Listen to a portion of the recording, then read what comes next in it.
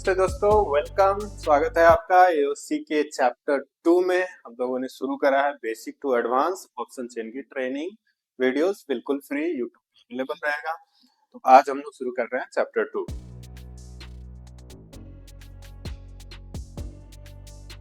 Chapter 2 में हम लोग क्या सीखेंगे, तो हम लोग सीखेंगे वाई चेन एंड वॉल्यूम क्या होता है। बेसिकली ऑप्शन के 4 पिलर्स होते हैं, उनमें से 3 ये है, चौथा होता है ग्रीक्स। ग्रीक्स को हम लास्ट में देखेंगे। ये तीनों डिफाइन करते हैं कि मार्केट की मूवमेंट कहाँ होगी, कैसे होगी, कहाँ तक होगी, सपोर्ट क्या बनेगा, रेजिस्टेंस क्या बनेगा। तो चलिए अब शुरू करते हैं, मेन टॉपिक पे आते हैं। और हाँ, मैंने एक टॉपिक स्किप कराया है कि वो फ्यूचर्स क्या होते हैं, ऑप्शंस क्या होते हैं, उसकी डेफिनेशन पे नहीं जा रहा हूँ। अगर आपको उसका भी वीडियो चाहिए कमेंट कीजिएगा, तो उस पर भी वीडियो बनाएंगे। अजम्पशन क्या है कि सबको पता ही होगा, अगर ऑप्शन ट्रेडिंग कर रहे हैं, स्टॉक मार्केट में है, तो आपको पता होगा फ्यूचर्स क्या होते हैं, ऑप्शंस क्या होते हैं। शुरू करते हैं। ओआई क्या होता है, तो ये है total number of open contracts. Open contracts in the market का टोटल सम होता है ओआई। एक्सपायरी की जब से शुरू हुई थी ट्रेडिंग लेके अभी तक का टोटल ओपन इंटरेस्ट क्या है। ओपन इंटरेस्ट क्या होता है, इंटरेस्ट होता है कि नंबर ऑफ कॉन्ट्रैक्ट्स कितने बाजार में अभी भी एक्टिव है, अवेलेबल है, होता है ओआई। ये है ओवरऑल। इसी का छोटा भाई का इंट्राडे का डाटा होता है ओआई चेंज। ये क्या है, तो total sum of open contracts in a particular day. Every day 0 से शुरू होता है, आज कितने कॉन्ट्रैक्ट्स बने, कितने कॉन्ट्रैक्ट्स स्क्वायर ऑफ हुए, उसका सम यहाँ पे ओआई चेंज में आता है। ओआई हमेशा 0 से लेके पॉजिटिव रहेगा। OI change negative to 0 positive. ये पॉजिटिव भी हो सकता है, नेगेटिव भी हो सकता है, 0 भी हो सकता है। तो बेसिकली क्या बोल रहा है, अगर नेगेटिव है तो आज स्क्वायर ऑफ में नए कॉन्ट्रैक्ट्स बने नहीं है, बल्कि स्क्वायर ऑफ, वहीं पे ओआई हमेशा पॉजिटिव रहेगा। अब तीसरा आ जाते हैं वॉल्यूम पे। वॉल्यूम क्या होता है, तो ये होता है number of trades, total number of trades in a particular day. आप जब डाटा देख रहे हैं, उस दिन में मार्केट जब से खुली है तब से लेकर अब तक टोटल कितने ट्रेड हुए हैं उसका काउंट रखता है। तीनों के रिलेशन एक बार समझते हैं क्या होते हैं, कैसे देखना चाहिए हम लोगों को। पहले फेज में होता है कि कोई एक ऑप्शन राइटर आया, उसने एक कॉन्ट्रैक्ट क्रिएट किया, कॉन्ट्रैक्ट क्रिएट हुआ, तो यहाँ पे ओआई क्या हो जाएगा, 1 हो जाएगा। और आज ही हुआ है तो चेंज क्या होंगे, वो भी 1। इस कॉन्ट्रैक्ट को क्रिएट करने के लिए कोई ना कोई बायर चाहिए। ठीक है, मैंने बोला एक मैं ये कॉन्ट्रैक्ट बना रहा हूँ, कोई खरीदार तो होना चाहिए। तो वो खरीदार जब तक नहीं मिलेगा तब तक ये कॉन्ट्रैक्ट बन नहीं सकता है, तब तक ओआई क्रिएट नहीं होगी, तब तक ओआई चेंज आएगी नहीं। खरीदार मिल गया है तो यहाँ पे ट्रांजेक्शन भी हुए, from option writer to option buyer, वो जनरेट करेगा वॉल्यूम। वॉल्यूम भी यहाँ पे 1 हो गया। एक कॉन्ट्रैक्ट बनने के लिए एक ओआई चेंज होता है, एक ओआई होता है और एक वॉल्यूम होता है, अगर वो एक दिन अभी हुआ है तो। अब आगे जाके क्या होगा, तो यहाँ पे ऑप्शन राइटर ने क्या करा, कॉन्ट्रैक्ट क्रिएट करा, ओआई जनरेट हुई, ओआई चेंज भी होगा क्योंकि आज का है। अब यहाँ वॉल्यूम क्रिएट हुआ, ऑप्शन राइटर ने ऑप्शन बायर को दिया, इस पे वॉल्यूम जनरेट हुआ 1, और नया कॉन्ट्रैक्ट था तो इसमें ओआई जनरेट हुआ 1, और आज ही हुआ है तो ओआई चेंज भी जनरेट हुआ 1। अब इस ऑप्शन बायर एक ढूंढेगा, सपोज मान लीजिए मैंने ऑप्शन कर दिया था 120 रुपए पे, अब 125 हो गई है या 80 हो गई है, तो मैं चाहता हूँ उस पोजीशन को क्लोज कर देना। तो जरूरी नहीं है कि ऑप्शन बायर से वो बाई कर ले, मेरे पास ऑप्शन है, मैं सेल कर सकता हूँ। ओपन मार्केट है, वहां पे कोई दूसरा नया बायर आ गया, एक नया बायर आ गया, सेल करा। अब यहाँ पे वॉल्यूम प्लस होगा, टोटल वॉल्यूम अब क्या हो जाएगा, 2 हो जाएगा। ओआई एंड ओआई चेंज और 1 पे ही रहेंगे, क्योंकि यहाँ पे नया कॉन्ट्रैक्ट ना बना है ना कॉन्ट्रैक्ट स्क्वायर ऑफ हुए हैं, सिर्फ क्या हुआ है, तो ऑप्शंस की ट्रेडिंग हुई है, वॉल्यूम जनरेट हुआ, ट्रांजेक्शन हुआ, फिर यहाँ पे इस बायर फिर दूसरा, अब ये सेलर बन जाएगा, ऑप्शन सेलर। यहाँ से अगर वो बायर ऑप्शन राइटर हुआ, ऑल 3 हो जाएंगे। अगर ये बायर ऑप्शन राइटर था तो ओआई क्या हो जाएगी, माइनस हो जाएगी, ओआई चेंज -1 हो जाएगा, तो नेट ओआई क्या हो जाएगा, 0 पे आ जाएगा, और ओआई चेंज क्या हो जाएंगे, 0। 1 था, वहां से -1 हुआ, 0 पे आ गया, वॉल्यूम क्या हो गई, 3 हो गई। तो ऐसे ही चलते रहते हैं। अब समझते हैं इसका यूज कैसे करेंगे। उससे पहले हमको समझना पड़ेगा कि ऑप्शन किसी ने राइट करा है, कौन राइट करता है, क्यों करता है, वो समझना बहुत जरूरी है।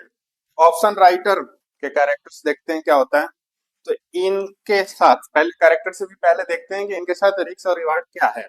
ऑप्शन राइटर का रिस्क क्या है, अनलिमिटेड। कैसे, तो उसने मान लीजिए 100 रुपए पे एक ऑप्शन बेचा, वो 1000, 2000, 3000 भी हो सकती है। एग्जाम्पल के लिए अगर 22,300 का सी 100 रुपीज पे मैंने राइट करा, 100 रुपीज पे मैंने कॉन्ट्रैक्ट बना के बेच दिया। तो अब ये मार्केट अगर मान लीजिए यहाँ पे 25,000 हो गई, 25,000, 30,000, 35,000 कितना भी जा सकती है, गिरने को भी कितना गिर सकती है, ऊपर जाने को भी कितना भी जा सकती है।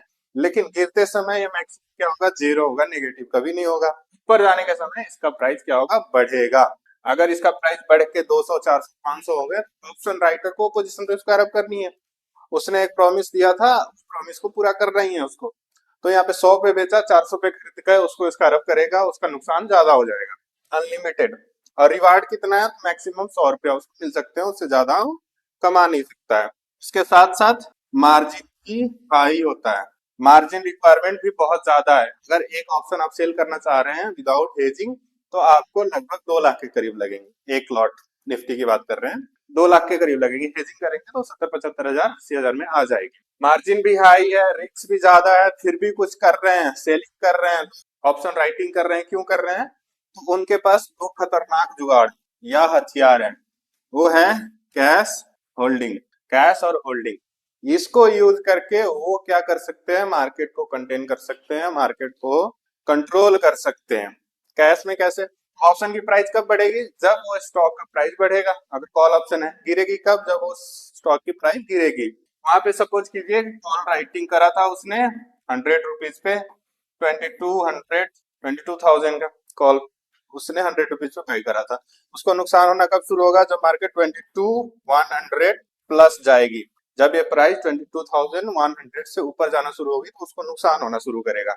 अगर मुझे नुकसान हो रहा है, मेरे पास पैसे और ये होल्डिंग दोनों हैं, जिस जो हथियार है उसके बल पे मैं ऑप्शन की प्राइस को कंटेन करने वाला हूँ, कंट्रोल करने वाला हूँ, तो क्या करेगा, अगर इसके प्राइस बढ़ रहे हैं, स्टॉक के प्राइस बढ़ेंगे, ऑप्शन के प्राइस, अगर ऑप्शन के प्राइस बढ़ रहे हैं तो क्या करेगा, सेलिंग शुरू करेगा। इस स्टॉक का अगर मैं बेचने लगा, मेरे पास क्या था, होल्डिंग थी, उस स्टॉक्स का मेरे पास अच्छा खासा क्वांटिटी था, मैं बेचने लगा, तो यहाँ पे क्या होगा, सप्लाई क्रिएट होगा। अगर किसी स्टॉक की सप्लाई क्रिएट हो रही है तो ऑटोमेटिकली उसका प्राइस क्या होगा, डाउन जाएगा। प्राइस डाउन जाएगा, ऑप्शन के प्रीमियम डाउन जाएंगे, वापस वो प्रॉफिट में आ जाएगा, प्रॉफिट बुक करेगा, ऑप्शन को स्क्वायर अप करेगा। अब दूसरी कंडीशन में क्या होगा, मान लीजिए उसने पुट ऑप्शन, अब क्या करेगा, वो नीचे गया, उसने अपने ऑप्शन स्क्वायर अप कर दिए, अब उसको फिर से होल्डिंग बेचा था, पैसे आ गए, पैसे को यूज करके फिर से मार्केट को मैनिपुलेट करने की कोशिश करेगा। कैसे करेगा, तो यहाँ पे पुट ऑप्शन सेल करके, पुट ऑप्शन सेल कर दिया, अब मार्केट को ऊपर आएगा तभी उसके प्रीमियम घटेंगे, जब प्रीमियम घटेंगे उसको प्रॉफिट होगा। तो पुट ऑप्शन मार्केट के ऊपर जाने से प्रीमियम घटता है, क्या करेगा, अब उसके पास कैश था उसको यूज करेगा, स्टॉक की बाइंग करेगा। स्टॉक की बाइंग से क्या होगा, प्राइस स्टॉक के ऊपर आएंगे, स्टॉक का प्राइस ऊपर आता है तो पुट का प्रीमियम नीचे जाता है, यहाँ पे उसको पुट में प्रॉफिट हो गया और वापस से होल्डिंग जहां थी वहां पे वो ले आया। तो इस तरह से वो मैनिपुलेट कर सकता है, अगर आप भी कर सकते हैं, अगर आपके पास अनलिमिटेड कैश और अनलिमिटेड होल्डिंग है, मतलब बहुत ही ह्यूज क्वांटिटी में है, तो कर सकते हैं। इसी बेसिस पे हम लोग की सपोर्ट एंड रेजिस्टेंस डिफाइन होता है। क्यों, क्योंकि किसी ऑप्शन राइटर ने कॉल राइटिंग करी है, कॉल की राइटिंग करी है, उसको नुकसान होना कब शुरू होगा, जब मार्केट ऊपर जाएगा। मार्केट ऊपर जाएगा तो उसको नुकसान होना शुरू करेगा। इतने पैसे लगा के नुकसान करे, इतना दानवीर तो है नहीं, पैसे लगाया तो पैसे कमाने के लिए लगाया। जब मार्केट ऊपर जाने लगे क्या करेगा, सेलिंग शुरू करेगा अंडरलाइंग स्टॉक्स की, जिसके कारण से स्टॉक्स नीचे आएगा, स्टॉक नीचे आया तो प्रीमियम नीचे आएंगे।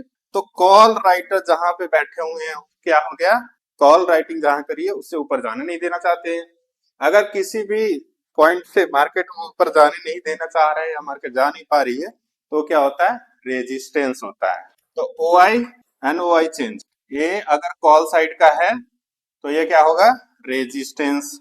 सिमिलरली अगर पुट साइड का है तो क्या होगा, अगर पुट साइड का है तो सपोर्ट का काम करेगा। क्यों करेगा, क्योंकि इससे नीचे गया, अगर उस पुट के ऑप्शन के स्ट्राइक प्राइस से नीचे गया तो इनको नुकसान होने लगेगा, ये नुकसान अपना होने नहीं देंगे, मार्केट को ऊपर लाएंगे। सपोर्ट से क्या होता है, मार्केट ऊपर आती है, मार्केट सपोर्ट का काम होता है मार्केट को नीचे जाने से रोकना, तो ये नीचे जाने से रोकेंगे यहाँ पे। तो पुट ऑप्शन में ओ I N O I change का काम हो गया सपोर्ट का काम करना, कॉल ऑप्शन में ओ I N O I change का काम हो गया रेजिस्टेंस का करना, काम काम करना। ये तो समझ में आता है। जो समझ में नहीं आता है वो है वॉल्यूम। वॉल्यूम क्यों करता है भाई, वॉल्यूम सपोर्ट या रेजिस्टेंस की तरह कैसे काम करता है, उसको समझने के लिए हम लोग एक देसी एग्जांपल लेते हैं। देसी एग्जांपल में क्या है कि एक दुकान है जिसमें कुछ दुकानदार हैं और कस्टमर्स हैं, ठीक जी। अगर किसी दुकान में बहुत ज्यादा कस्टमर आ रहे हैं, बहुत भीड़ लगी रहती है और दुकानदार भी अच्छे खासे हैं, क्या वहां पे भीड़ को फायदा होगा?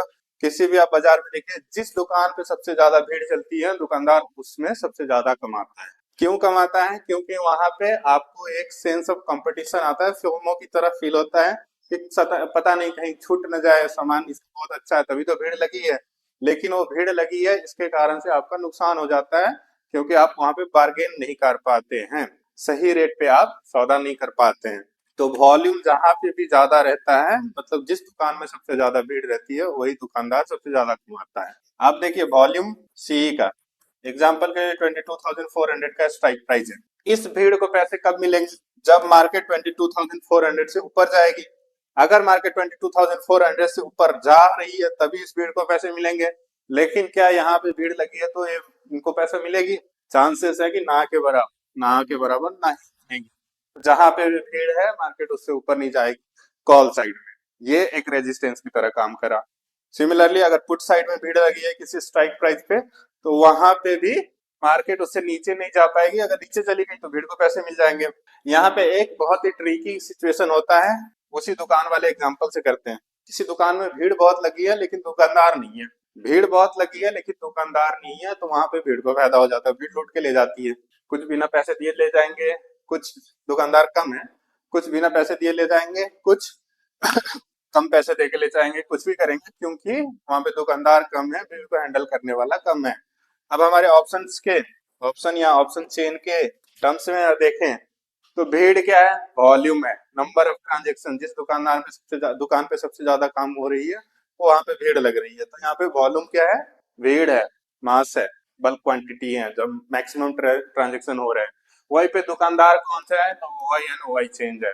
जिस दुकानदार पे वाई एंड वाई चेंज है और भीड़ भी लगी है वो सबसे ज्यादा स्ट्रॉन्ग रेजिस्टेंस होता है। लेकिन किसी किसी कंडीशन में देखते हैं भीड़ चली जाती है, भीड़ तो बनी रहती है लेकिन दुकानदार गायब हो गए, तो वहां पे वो रेजिस्टेंस या सपोर्ट काफी आसानी से टूट जाता है और काफी एग्रेसिवली टूटता है। एग्जाम्पल से समझेंगे आसान रहेगा।